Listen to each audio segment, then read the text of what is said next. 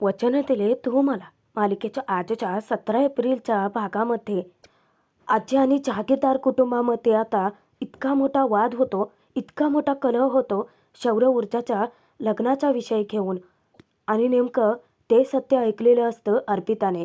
आता हे प्रकरण आमदार शिर्केपर्यंत पोहोचलं तर मग हर्षवर्धनचे धाबेच आणतात. पण आजीने आता हर्षवर्धनला असं काही वचनात अडकवलेलं असतं की तो पुढे काही बोलूच शकत नाही. पण हर्षवर्धनने विळा उचललाय की तो ऊर्जाला कधीही जिंकू देणार नाही. त्यातच ऊर्जाला शौर्याची काळजी वाटत असते. इतक्यातच आजीचा फोन येतो. पण शौर्याला भेटण्यासाठी आता आजीने एक अट घातली आहे. शौर्य स्वतः चायचुईच्या तिथे ऊर्जाची भेट घेतो. पण ऊर्जाला हरवण्यासाठी हर्षवर्धनची नक्की काय चाल आहे आणि शौर्यबद्दल ऊर्जाला आजीने काय अट घातली असेल, पाहूयात. त्यासाठी आजचा भाग, हे व्हिडिओ शेवटपर्यंत जरूर बघा. ऊर्जा कामामध्ये व्यस्त असते आणि तिने जेवणही केलेलं असतं. पूर्वाला ती हाक मारून तिच्यासाठी पाणी घेऊन यायला सांगते.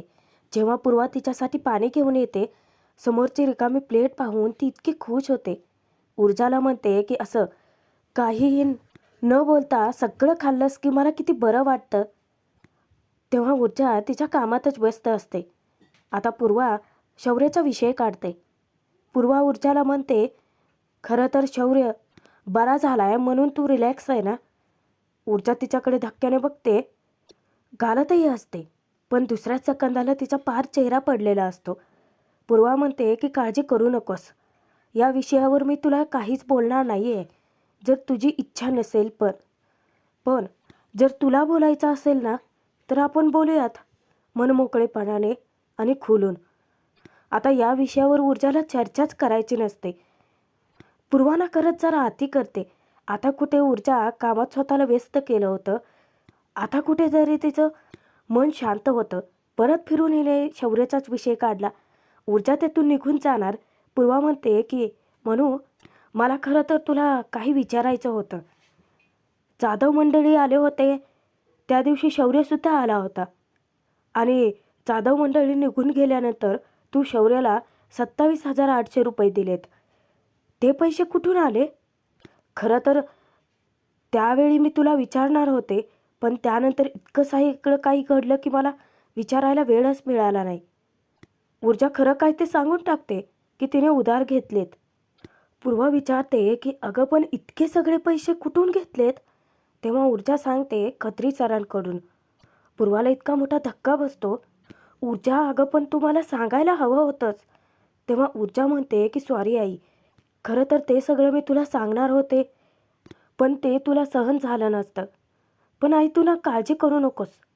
पूर्वा विचारते की पण म्हणू अगं इतके पैसे आपण कसे फेडणार आहोत? तेव्हा ऊर्जा सांगते, मी खत्री सरांना शब्द दिलाय की ते सांगतील ते सगळं काम करायला मी तयार आहे. इकडे जहागीरदारांच्याकडे शौर्य आणि ऊर्जाच्या लग्नावरून एक वेगळाच तमाशा होतो. कारण हर्षवर्धनने निर्धार पक्का केलेला असतो की शौर्य आणि ऊर्जाचं लग्न कधीच होऊ शकत नाही. पण आजीही तिच्या मतावरती ठाम असते. आजीसुद्धा हर्षवर्धनवरती इतकी भडकते. हर्षवर्धन, अरे काय झालंय तुम्हा सगळ्यांना? का तुम्ही त्या मुलांच्या जीवावरती उठलात? तेव्हा हर्षवर्धन ताकीद देतो की तुम्ही माझ्या आणि माझ्या मुलाच्या मध्ये अजिबात बोलायचं नाही. तेव्हा आजीकडून एक खुलासा होतो की हर्षवर्धन, काय झालंय तुम्ही सगळ्यांना? तुम्ही इकडे तुमचा इगो कवटाळून बसला आहात आणि तिकडे पूर्वा तिचा हट्ट सोडायला तयार नाही आहे. आता मात्र सर्वच जण अजून आदरतात. दिव्या पुढे येऊन विचारते की काय, माझ्या आईला हे सगळं माहिती आहे? तेव्हा आजी सांगते की हो. विजया विचारते की पण कसं? तेव्हा आजी सांगते, जेव्हा आम्ही शौर्य आणि ऊर्जाच्या लग्नाची बोलणी करायला गेले होते ना, तेव्हा कळलं. म्हणजे आजीने हे प्रकरण इथपर्यंत पोहोचवले आणि साधं जहागीरदारांना त्याचा मागमूससुद्धा नव्हता. दिव्या धक्क्याने विचारते की आईसाहेब, अहो तुम्ही लग्नाची बोलणी करायला तिथे गेला होतात माझ्या घरी, तेही चाळीत? तेव्हा आजी तिला सांगते की आता ती तिथेच राहती म्हटल्यानंतर मी तिथेच जाणार ना. मी शगुन घेऊन गेले होते लग्नाची बोलणी करण्यासाठी. आता जहागीरदार कुटुंबामध्ये इतका तीव्र असंतोष पसरतो ना, सगळ्यांना आजीचा खूप राग आलेला असतो. हर्षवर्धनचा तर रागाचा पारा आणखीनच चढतो. मुळात आईसाहेब, मला काहीही न विचारता हे सगळं तुम्ही केलंच का? तेव्हा आजी हर्षवर्धनला ताकीद देते की मी तुला विचारत नाही आहे हर्षवर्धन, मला तुझी परवानगी घ्यायची गरजच नाही आहे. खरं तर मी हे तुला सांगते की शौर्यचं लग्न फक्त ऊर्जाशीच होणार. विजया आजीला जाब विचारते की हे घर तुमचं आणि तुमच्या मुलाचंच आहे का फक्त? या घरात शब्द फक्त तुमचा आणि तुमच्या मुलाचाच चालतो का? बाकीचे इथे राहतात ना, त्यांच्या शब्दांना काहीच अर्थ नाही, काहीच किंमत नाही का? शौर्य हा माझा मुलगा आहे आणि त्याचं लग्न त्या ऊर्जा शिंदेसोबत कधीच होऊ शकत नाही. शौर्य माझा मुलगा आहे आणि त्याचं लग्न कोणाशी होणार हे मी स्वतःच ठरवणार. विजया जरी बोलत असली ना, आजीला काडीचाही फरक पडत नाही. हर्षवर्धन विजयाला थांबायला सांगतो. आजीला तो विचारतो, तुम्ही शगुन घेऊन लग्नाची बोलणी करायला त्या मुलीच्या घरी गेलात, म्हणजे किती महिन्यांपासून चालू आहे हे सगळं प्रकरण?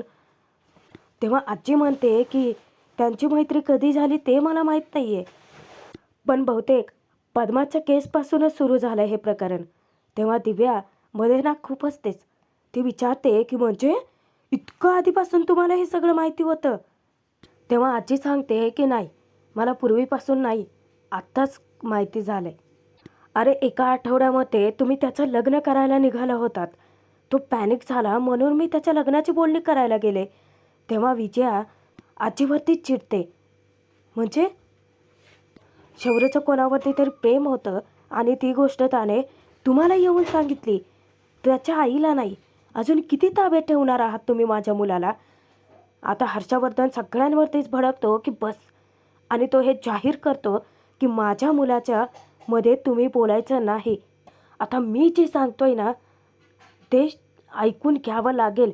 माझ्या मुलाचं लग्न त्या ऊर्जा शिंदेशी होऊच शकत नाही. इतक्यात अर्पिता येते आणि ती हादरून जाते. तिथेच आजीसुद्धा ठणकावून सांगते की तर तू पण हे गोष्ट ऐक हर्षवर्धन, शौर्याचं लग्न हे फक्त ऊर्जाशीच होणार, कारण शौर्याचं ऊर्जावरती प्रेम आहे.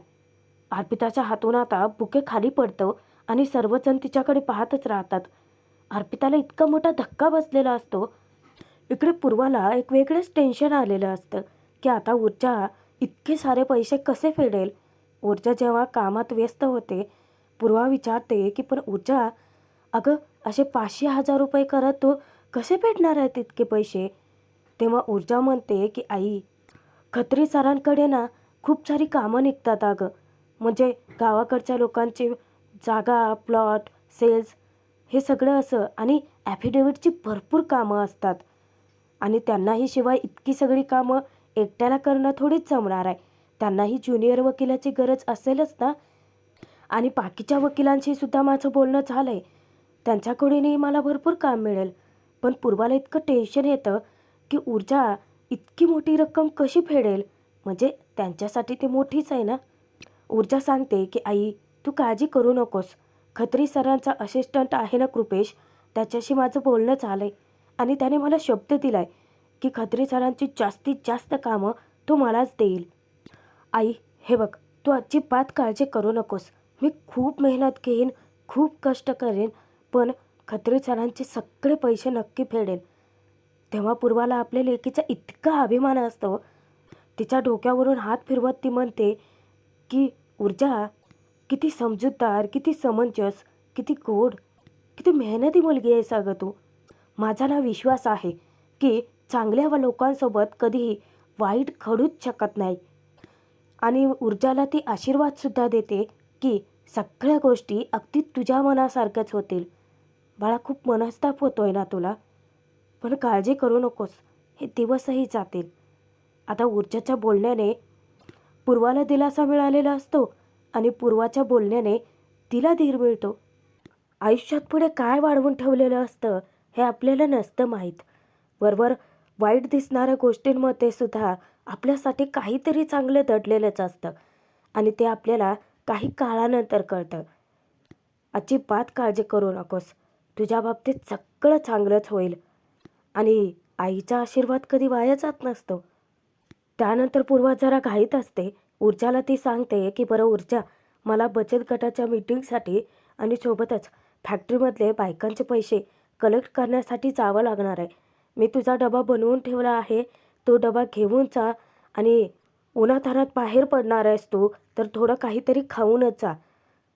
पूर्वा तर निघून जाते, पण ऊर्जाचं मन इतकं अस्वस्थ होतं. तिचं मन तिलाच खात राहतं, विचार करतं की वाईट गोष्टीतून चांगलं कसं काय घडू शकतं आई? माझे बाबा गेले, त्यात काय चांगलं घडलं? आणि आता शौर्यही माझ्या आयुष्यातून जाणार आहे, तिथे काय चांगलं घडतंय? आता ऊर्जाच्या मनाने असे प्रश्न विचारणे साहजिकच आहे.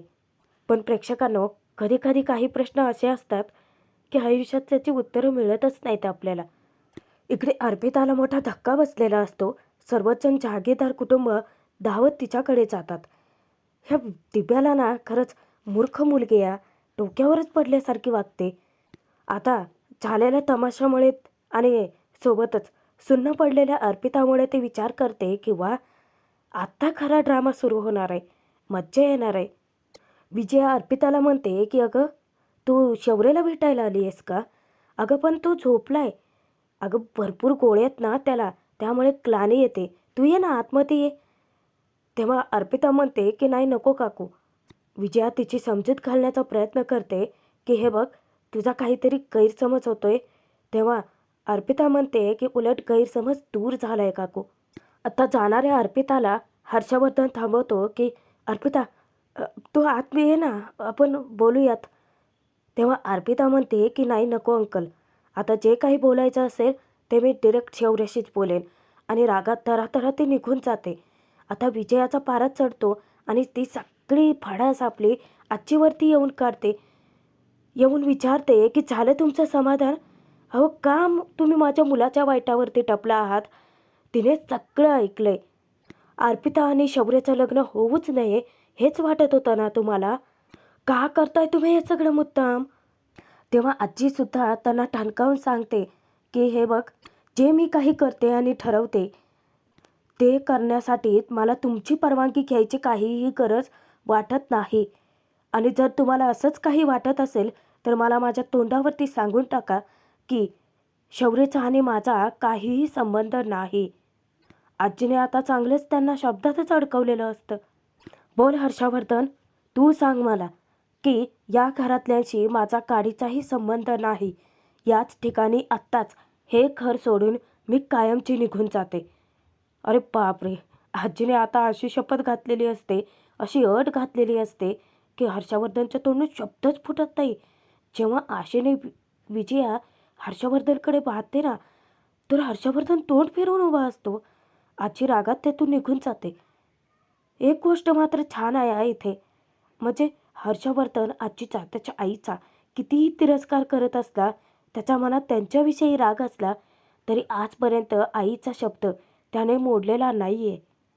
म्हणजे त्यांचं बॉन्डिंग, त्यांचं नातं किती छान दाखवलं आहे. विजया हर्षवर्धनवरती चिडते की अहो तुम्ही का बोलत नाही आहात यांना? हर्षवर्धन विचारतो की काय सांगायला हवं होतं मी? या घरातल्यांशी शौर्याची त्यांचा काहीही संबंध नाही आहे. तेव्हा विजया चिडते, अहो पण ऊर्जाचा शौर्याशी काहीच संबंध नाही, हे तर तुम्ही सांगू शकत होतात की नाही? तेव्हा हर्षवर्धन विचारतो, सांगितलं नाही का? ते ऐकायला तयार आहेत का? विजया विचारते की अहो मग तुम्ही बोलायला हवं होतं. तेव्हा हर्षवर्धन म्हणतो की मुळात ही ती वेळच नाही आहे. बोलण्याची एक योग्य वेळ असते. मी वेळ घेईन आणि त्यांना शांतपणे समजावून सांगेन. विजया म्हणते की पण तुम्ही आत्ता बोलायला हवं होतं की नाही? हर्षवर्धनला घरात वाद नको होते, कलह नको होता. म्हणूनच तो विजयाला म्हणतो की मी म्हटलं ना, ही बोलण्याची योग्य वेळ नाही आहे. आत्ता मला माझ्या मुलाचं तब्येत सुधारणं जास्त महत्त्वाचं आहे. विजयाला खरं तर आता इतका मोठा धक्का बसतो की इतकं सगळं घडूनही हर्षवर्धन इतका नॉर्मल कसा काय राहू शकतो? कारण हर्षवर्धन घरातल्या सगळ्यांना एकच ताकीद देतो की इथे जे काही घडलं ते आपल्यापुरतंच मर्यादित ठेवायचं. आईसाहेब आणि आपल्यामध्ये काय बोलणं झालं, काय भांडण झालं, ते सगळं शौर्यला कळू द्यायचं नाही. त्याच्यासमोर फक्त नॉर्मलच राहायचं. आता हे दिव्या गालातच असत असते हा इथे. म्हणजे ही आग लावायला मोकळीच आहे. पण हर्षवर्धन तिला ताकीद देतो की माझी सूचना तुझ्या लक्षात आली आहे दिव्या. ती म्हणते की हो बाबा, आता ती सूचना तू पाळू शकणार आहेस. आता तीही सांगते की हो बाबा. विजयाला तो म्हणतो की विजया, आत्ताच्या आत्ता अर्पिताला फोन कर. ती अजूनही घरी पोहोचलेली नसणार आहे. आणि तिलाही ताकीद दे की आत्ता इथे जे काही घडलं ते घरातल्यांना सांगायची गरज नाही आहे. विजया अगदी भांबावून जाते. हर्षवर्धनला विचारते की पण अहो मी कसं बोलणार आहे तिच्याशी आणि काय सांगू तिला. हर्षवर्धन म्हणतो की तो तुझा प्रश्न आहे. तिला कन्व्हिन्स कसं करायचं ते तू ठरव. पण ही गोष्ट त्या शिर्केपर्यंत पोहोचता कामा नये. आणि तो तसाच चालत निघून जातो. काही वेळानंतर हर्षवर्धन रूममध्ये असतो आणि त्याचं मन इतकं सैरभैर असतं. आजीचं बोलणं त्याला आठवतं की दोघेही म्हणजे शौर्य ऊर्जा एकमेकांवरती जीवापाड प्रेम करतात. हर्षवर्धन स्वतःच्या मनाला जाब विचारतो, इतकी मोठी चूक कशी झाली माझ्या हातून. इतका अंधारात कसा राहिलो मी. मी माझ्या मुलावरती आंधळा विश्वास टाकला. ही चूक झाली का माझी. हर्षवर्धन आता एक एक धागा जुळवण्याचा प्रयत्न करतो की आधीच मला शंका आली होती की नक्कीच कुठेतरी पाणी मुरतंय. आणि त्याला तो प्रसंग आठवतो. ऊर्जावरती हल्ला झाला तेव्हा तो शौर्य स्वतः तिला हॉस्पिटलमध्ये घेऊन गेला होता आणि हर्षवर्धनशी तो खोटं बोलला होता. नंतरचा त्याला प्रसंग आठवतो. हर्षवर्धनचा त्याने ओरडाही खाल्ला होता कारण शौर्याचं कामात लक्षच नव्हतं. पद्मासाठी तो हॉस्पिटलमध्ये नव्हता गेला, तर तो ऊर्जा शिंदेसाठी हॉस्पिटलमध्ये गेला होता हे आता याला कळून चुकतं. नंतर होळीच्या दिवशीचा प्रसंग आठवतो की बहुतेक शौर्य ऊर्जासोबतच होळी खेळण्यासाठी गेला असावा असा अंदाज येत नाही त्याला, तर खात्रीच वाटते. म्हणजे शौर्य सतत चाळीत जात होता. मला नीट आठवते की ऊर्जा शिंदेचं घरातलं सामान बाहेर फेकलं होतं तेव्हा शौर्य तिथेच होता. आणि हर्षवर्धनने त्याचे चुरगाळलेले कपडे, विस्कटलेले केस ते पाहून त्याच्यावरती ओरडलासुद्धा होता की तू मारामारी केली आहेस का तिथे कुठे जाऊन. आता हर्षवर्धनला स्वतःचाच इतका राग येतो की इतका अनभिज्ञ कसा राहिलो मी. एक बाप म्हणून माझ्या हातून चूक झाली असेल, पण ॲडव्होकेट हर्षवर्धन जहागीरदार म्हणून इतकी मोठी चूक माझ्या हातून होऊच कशी शकते. शौर्य, तू फक्त माझा मुलगा आहेस म्हणून वाचलास. कारण इतका मोठा विश्वासघात करणाऱ्याला हर्षवर्धन जहागीरदार त्याच्या आयुष्यात कधीच जागा देत नाही. आणि याचाही खूप मोठा भ्रमनिरास होता. त्या मुलीने कट रचूनच तुला फसवलं असणार आहे शौर्य. कारण तिच्यात धमक नाही आहे माझ्यासमोर येऊन केस लढण्याची. काय करतोय हा मुलगा आणि ती मुलगी.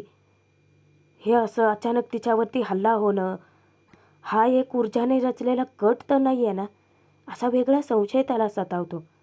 आता पुढे हर्षवर्धन विचार करतो की स्वतःवरती हल्ला घडवून आणण्याचा प्रयत्न करून ऊर्जाने शौर्याला मध्ये पडायला भाग पाडलं असेल का. आणि त्यानंतर हॉस्पिटलमध्ये येऊन ती नाटकं करून तिचं शौर्यावरती किती प्रेम आहे हे खोटं सगळ्यांना भासवलं असेल का.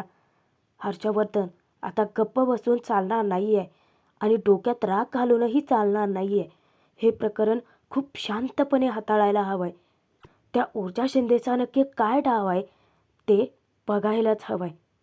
असा प्लॅन रचून ती ऊर्जा शिंदे एक पाऊल पुढे गेली असेल हर्षवर्धन, पण ती तुझ्यासमोर कधीही जिंकू शकत नाही. हर्षवर्धन स्वतःच्या मनाची समजूत घालत असतो. इतकं ऊर्जाचं मन इतके बेचैनमध्ये असतं ना, विचार करत असते की शौर्य कसा असेल. तिला एका मनाने त्याला फोनही करावा वाटतो आणि दुसऱ्या मनाने विचार करते की नाही नको, उगाचच म्हणजे त्याला आराम करायला सांगितलं असेल आणि मी फोन केला तर. पण डिस्चार्ज मिळाल्यापासून तो कसा आहे ते मला माहीतच नाही आहे. ती आता विचार करते की नाही मी फोन करतेच. पण दुसऱ्या सेकंदाला पुन्हा तिला तेच आठवतं अर्पिता बोललेली. आणि मग ती विचार करते की कुठल्या अधिकाराने फोन करू शकते मी. माझा तुझ्यावर काहीच अधिकार नाही आहे. ऊर्जाला अचानक आजीचा फोन काय होतो आणि तिची कळी खुलते. इतकी खुश होते. पटकन फोन उचलून विचारते की कुमुदिनी मॅडम, कसा आहे शौर्य. तेव्हा आजी म्हणते की एटा आटीवरती सांगेन. तेव्हा ऊर्जा विचारते की अट? पण कसली अट घातली असेल आता आजीने? ते तर उद्याच्याच भागात कळेल. आता भाग संपवतोय प्रेक्षकांनो.